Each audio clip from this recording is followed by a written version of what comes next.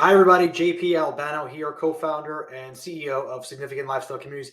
In this video, we're going to talk about where we find our deals. And as part of that, I'll kind of go into some elements about what is an on-market deal, what is an off-market deal, maybe some pros and cons. We're just going to talk about deals in general.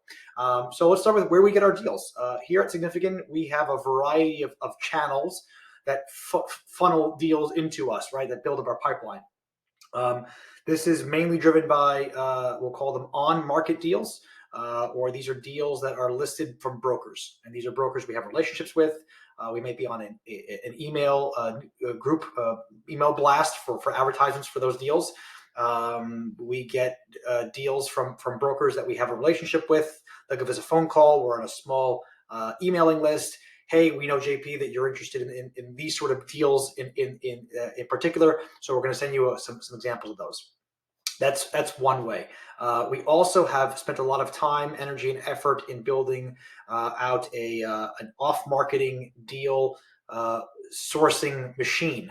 And the job of those people was strictly to go direct to seller, contact sellers. Hey, we see you own an asset in this area. Are you interested in selling? No. Okay. Do you have other assets in the area or in other areas that you're interested in selling?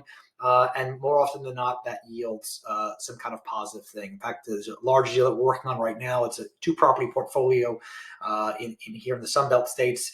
We're still in the early stages of that, but that was sourced from an off-market deal from a seller. That's direct to seller there. There's a lot of hair in that, and I'll talk about that as a case study in a future deal. But the point here is to talk about where we get deals from, and then from there we look at them, we see if they meet our criteria, of age, and that's the video we did earlier about what are the type of deals that we look for to make you money. That's one of our FAQ videos.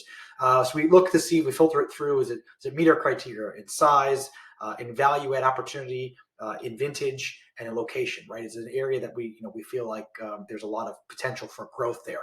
And if it meets those boxes, then we dig into the deal. We start doing our diligence on it, right? We look at the area, the demographics, all of the things, and we see if there's something that kind of fits.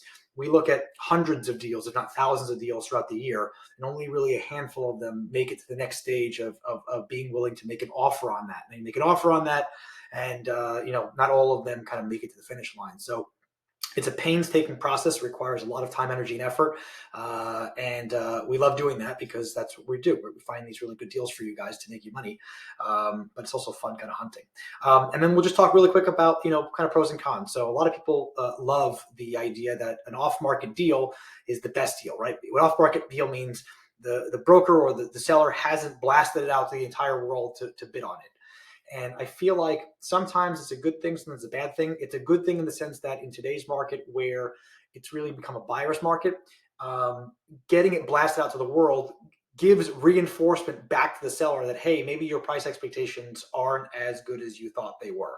I wanted to make 100 grand per door. Now I'm going to be making 70 grand per door, or whatever the number is, right?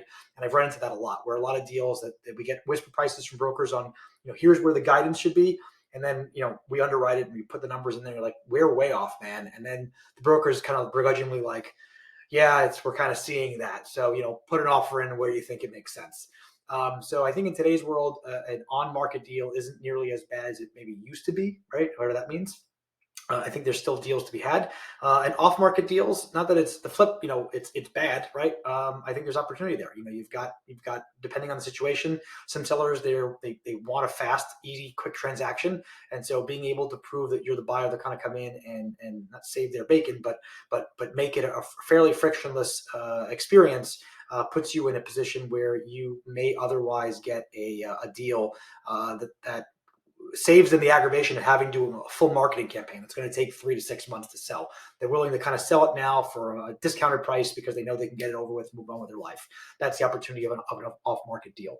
And for us as buyers, we want to put ourselves in the best position to be able to do that. And that's through spending time and investing in relationships with brokers. And of course, having an off-market deal sourcing engine as well helps. I hope I answered any questions about that topic. If you have any questions, please leave a comment below and or email me, and I'm happy to kind of do another video for another time. Thanks so much.